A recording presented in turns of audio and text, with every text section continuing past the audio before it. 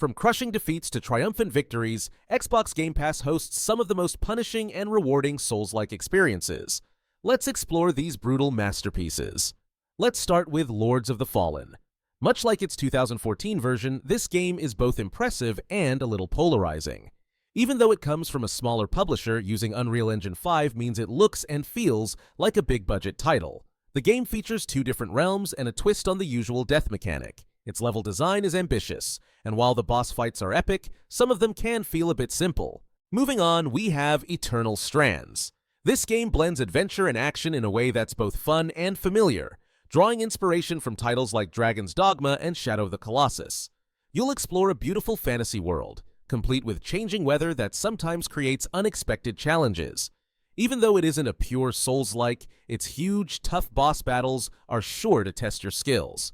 Then, we have Wo Long Fallen Dynasty. This title continues Team Ninja's strong presence in the Souls-like scene. If you enjoyed games like Nioh, you'll appreciate its deep combat system that focuses on precise parries. Think of it like a bit of Sekiro in there too. Set in China's Three Kingdoms era with a supernatural twist, Wo Long gives you plenty of boss fights and interconnected areas to explore. Continuing on, let's check out Remnant 2. This title is a must-play if you like third-person shooters with a Souls-like edge. Building on the solid foundation of Remnant, From the Ashes, the sequel introduces new worlds, extra classes, and procedurally generated dungeons that make every playthrough feel fresh. It's perfect for fans who enjoy intense ranged combat and cooperative play, even if managing large groups of enemies can sometimes be tricky. Now, let's talk about Lies of P. This game is a real standout, drawing inspiration from favorites like Bloodborne.